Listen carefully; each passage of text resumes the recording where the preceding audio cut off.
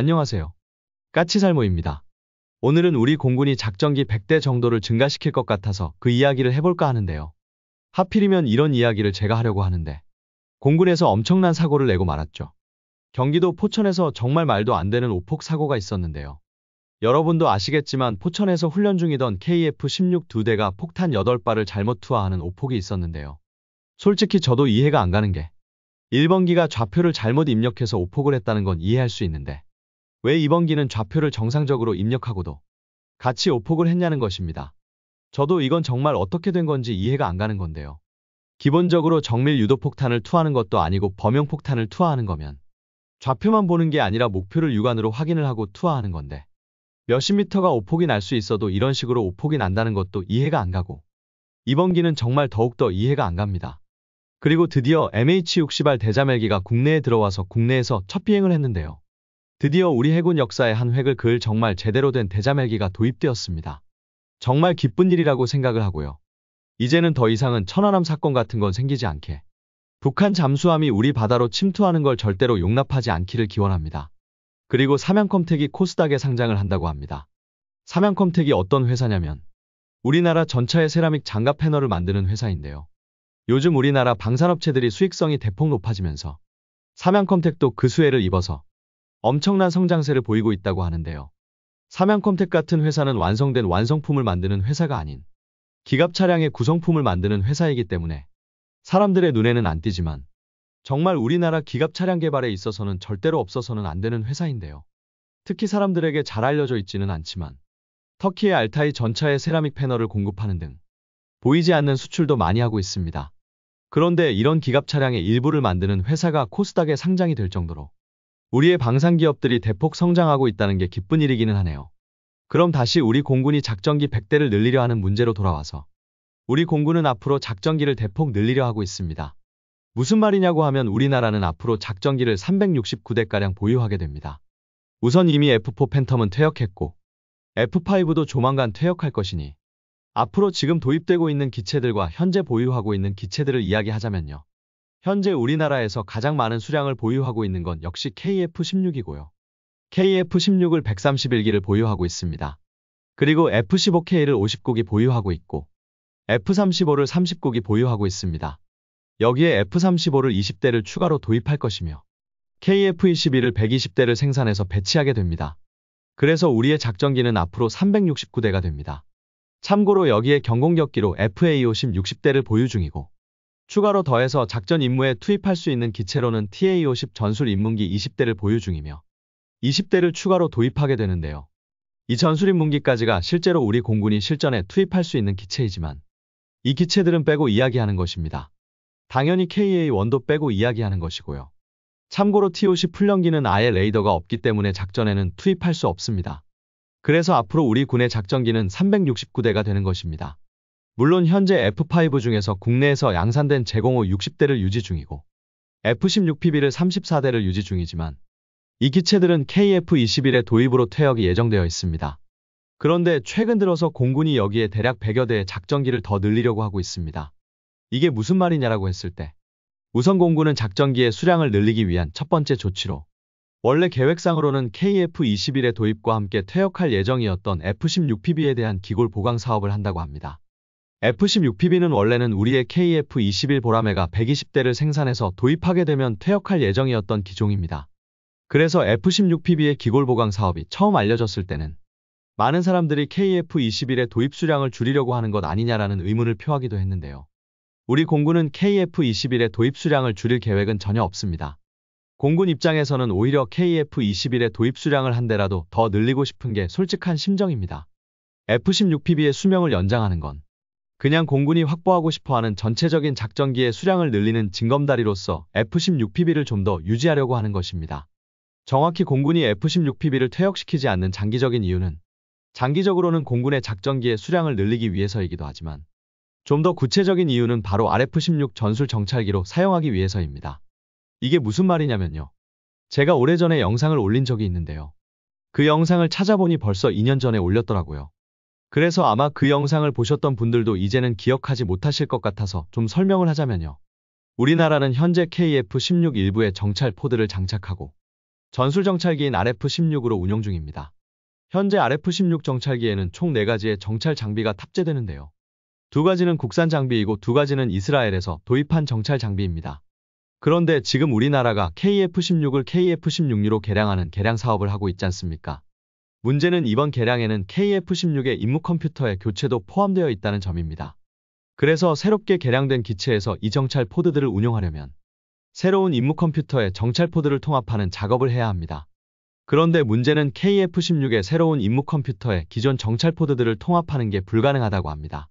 그래서 대만 같은 경우를 보면 새롭게 개량한 F-16V를 위해서 새로운 정찰 포드를 도입하는 사업을 해서 새로운 정찰 포드를 도입했습니다. 그러나 우리나라는 KF-16의 개량 사업을 하면서 최대한 비용을 아끼기 위해서 새로운 정찰 포드의 도입을 사업에 포함시키지 않았습니다. 그렇기에 당연히 새롭게 개량되는 KF-16에서는 기존 정찰 포드를 운용하지 못합니다.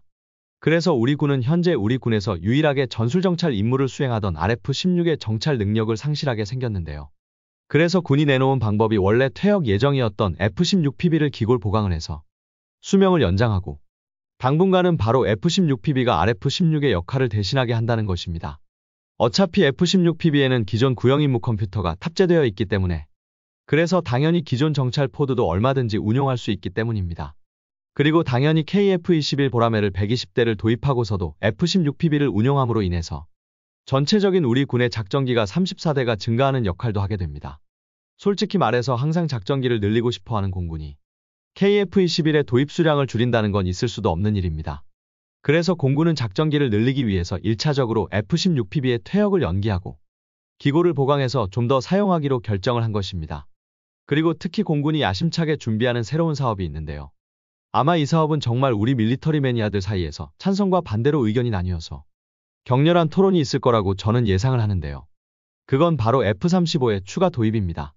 현재 우리는 F-35를 40대를 도입해서 한 대를 손실하고 39대를 운용 중인데요. 여기에 지금 20대를 추가 도입하는 사업을 추진 중입니다. 그래서 우리 군은 앞으로 59대 F-35를 운용하게 되는데요. 여기에 더해서 공군은 40대 F-35를 추가 도입하는 사업을 준비 중입니다. 이 사업이 실제로 이루어지면 우리 공군은 F-35를 99대를 운영하게 되는 것입니다. 그리고 현재 이 사업은 기존에 우리 공군이 보유하던 기체를 교체하는 사업이 아닌 순수하게 새로운 비행대를 창설하는 형식으로 이루어진다고 하고요. 한마디로 순수하게 우리의 작전기가 40대가 증가하게 되는 것입니다. 현재 이 사업은 아직은 합참에 정식으로 소요 제기가 이루어진 상태는 아니고요. 공군 내에서 소요를 제기하기 위해서 준비 중인 상태라고 합니다. 한마디로 말해서 합참에 왜 F-35가 40대가 더 필요한지 이유를 설명해야 하기 때문에 그 이유를 준비 중이라고 보시면 될 것 같습니다. 당연히 공군이 F-35가 40대가 추가로 필요한 결정적인 이유는 주변국의 위협의 증가. 그러니까 중국군의 위협의 증가가 가장 큰 원인이라고 할 수 있지만 제가 전에도 이야기했지만 우리나라는 절대로 주변국의 위협에 대비해서 무기를 도입한다고는 이야기하지 못합니다. 그렇기에 이번에도 주로 북한 때문에 F-35가 추가로 필요하다는 이야기를 하고 있는데요. 정확히 우리가 공격해야 하는 북한의 공격 목표가 증가해서라기보다는 원래 우리는 북한과의 전쟁 시에는 한미연합작전을 하게 되어 있고 당연히 북한 공격 임무의 일부는 미국 공군이 담당하고 있습니다. 그러나 미국 공군이 본토에서 날아와서 우리나라에서 작전을 준비하려면 시간이 걸리기 때문에 그 임무를 차라리 우리가 하겠다는 게 공군이 F-35가 40대가 더 필요한 이유라고 합니다. 한마디로 이번에도 직접적으로는 기존 우리 공군의 F-35의 주요 임무인 북한의 탄도미사일 이동식 발사대를 섬멸하는 작전의 연장으로 더 많은 숫자의 F-35를 전쟁 초반에 북한 영공으로 침투시켜서 좀 더 빠르게 북한의 이동식 발사대를 제거하겠다는 것입니다. 그리고 당연하지만 이 임무의 일부는 미군이 하기로 되어 있지만 우리 공군이 직접 하겠다는 것으로 결론은 우리 군의 단독작전 능력을 더 증가시키겠다는 이야기입니다. 그리고 공군은 지금 F-35 40대의 추가 도입을 트럼프에게 새롭게 주는 선물로 이번에 확정하는 게 좋지 않겠냐는 이야기를 조심스럽게 합참에 하고 있는 것으로 알고 있습니다. 그래서 이번 공군의 F-35 40대 추가 도입은 순수하게 기존 기체의 교체가 아닌 작전기의 증가로 이루어지게 됩니다. 그리고 마지막으로는 바로 KF-21 블록3의 도입입니다. 정확히는 블록3 60대를 도입하자는 이야기인데요. 아마 여러분이 지금까지 알기로는 KF-21 블록3는 KF-16의 퇴역 시기에 도입하게 되고 그래서 KF-16을 대체하는 사업이 될 것이라고 알고 있었을 것입니다. 그러나 문제는 그리 되면 KF-21 블록3의 개발이 너무 늦어진다는 점입니다. 그래서 KF-16의 퇴역에 따라서 블록3를 도입하는 게 아닌 아예 순수하게 신규 도입 사업으로 KF-21 블록3 60대를 도입하는 사업을 준비 중입니다. 현재 KF-21 블록3는 어떻게 개발될지 한참 논의가 이루어지고 있는데요. 그 방향은 대략 3가지 중에 하나입니다. 3가지 다 전부 내부 무장창을 어떻게 만들 것인가가 핵심인데요. 첫 번째는 대략 1000파운드급 무장만을 탑재할 수 있는 작은 내부 무장창을 장착하는 안입니다. 이 안은 기본적으로 기존 KF-21 블록1이나 블록2도 블록3로 개량이 가능한 안입니다. 그러나 현재 이 안은 채택될 가능성은 별로 없다고 보고요. 나머지 2가지는 기체의 크기는 그대로 2대 기체 하부만을 전면적으로 재설계를 해서 내부 무장창만을 충분히 추가로 확보해서 2000파운드급 무장까지도 장착이 가능하게 하는 안이 있고요. 마지막은 아예 기체의 크기도 전체적으로 키우고 내부 무장창도 확대하는 안이 있습니다. 당연히 세 번째가 가장 성능이 좋으나 세 번째는 아예 신규 기체를 개발하는 정도의 개발비와 개발 기간이 필요하고요. 그러나 한 가지 확실한 건 첫 번째 안을 빼고는 나머지 2가지 안은 기존 KF-21 블록1이나 블록2를 개량해서는 블록3가 되지 못하고 블록3는 아예 신규 생산을 해야 합니다. 그리고 현재는 첫 번째 안은 거의 채택될 가능성이 없고 카이와 방사청 등에서는 사우디 등 해외 수출을 위해서 KF-21 블록3의 개발을 앞당길 것을 공군에 강력히 요구하고 있다는 점입니다. 그래서 현 시점을 기준으로 KF-21 블록3의 개발이 앞당겨질 게 거의 확실하기 때문에 KF-21 블록3로 KF-16을 대체한다는 건 현실적으로 힘들어지게 되었습니다. 그러나 당연하지만 무언가 무기를 개발하기 위해서는 그 무기의 소요가 있어야 하기 때문에 KF-21 블록3의 소요를 기존 KF-16의 교체 수요가 아닌 아예 신규 수요로 제기한다는 것으로 그 수량은 대략 60대입니다. 그리고 아마 이때쯤 그러니까 KF-21 블록3의 도입 시기쯤에는 바로 F-16PB는 정말로 퇴역할 것이기 때문에 순수하게 작전기가 증가하는 수량은 F-35 40대와 KF-21 블록3 60대가 되어서 우리 군의 작전기의 수량은 대략 100대가 증가하게 되는 것입니다. 그래서 우리의 미래 작전기 전력은 KF-16 131대와 F-15K 59대, 그리고 F-35 99대, KF-21 블록2 120대와 KF-21 블록3 60대로 이루어지게 될 것입니다. 물론 이건 확정된 건 아닙니다. 이건 아직까지는 순수하게 공군 내부에서 이루어지는 논의이고 그렇기에 아무리 공군이 실제로 소요를 제기한다고 해도 합참에 의해서 받아들여질지도 확정은 아닙니다. 그런데 최근 들어서 공군이 이런 식으로 작전기를 대폭 늘리는 안을 내놓을 수 있었던 이유가 있습니다. 그건 바로 이번에 있었던 계엄 사건 때문인데요. 우리나라는 육해공군 중에서도 역시 가장 강하고 발언력이 큰 건 역시 육군입니다. 그래서 우리나라는 육군 중심의 군대라고 해도 과언이 아닌데요. 그로 인해서 당연히 국방비의 비중도 육군이 가장 큽니다. 그래서 주변국에 비해서 공군과 해군은 열세인데요. 당장 중국은 워낙 대규모 군대라 넘사벽이라고 할 수 있지만 일본은 그러하지 않습니다. 실제로 일본과 우리는 국방비 자체는 그리 큰 차이가 없습니다. 그에 반해서 일본은 상당히 비효율적으로 국방비를 사용하고 있고요. 당장 소총의 가격만 해도 일본의 소총이 우리 K2보다 몇 배가 더 비쌉니다. 그럼에도 우리의 공군력과 해군력은 일본에 비해서 많이 뒤떨어져 있는데요. 그 이유는 우리가 육군 중심의 군대를 가지고 있기 때문입니다. 결론은 우리는 반도 국가이고 우리가 아무리 육군이 강해봤자 육군으로 직접적으로 상대할 수 있는 건 북한군뿐입니다. 그래서 상대적으로 육군에 비해서 투자가 적을 수밖에 없는 해군과 공군은 주변국에 비해서 약할 수밖에는 없었던 건데요. 그런데 이번 계엄 사태 때 육군이 계엄을 주도했고 그래서 현재 육군은 많이 위축될 수밖에는 없는 상태가 되었습니다. 그래서 앞으로의 국방비의 비율도 변화할 거라고 사람들은 보고 있습니다. 이게 무슨 이야기냐면 국방비는 한정적이고 그걸 육해공군이 나누어 쓰는 건데요. 암묵적으로 육해공군의 국방비 비율이 정해져 있습니다. 그리고 당연히 가장 많은 비율을 차지하는 게 육군인데 이번 계엄 사태로 육군의 비율이 줄어들 거라는 것입니다. 그래서 그로 인해서 해군과 공군의 비율이 늘어나게 될 거라는 거죠. 그래서 지금 공군과 해군은 새로운 사업을 공격적으로 추진해서 자신들의 국방비 비율을 늘리기 위해서 혈안이 되어 있습니다. 그래서 해군은 비밀리에 조심스럽게 추진하던 핵잠수함 사업을 표면 위로 올라오게 하려 하고 있고 국민들에게 핵추진 잠수함의 개발을 귀정사실화하기를 희망하고 있습니다. 그리고 공군은 이번 기회에 특히 국민적 여론이 좋지 못해서 추진하지 못하고 있던 F-35의 추가 도입을 과감하게 추진해서 작전기의 숫자를 대폭 늘리려 하는 것입니다.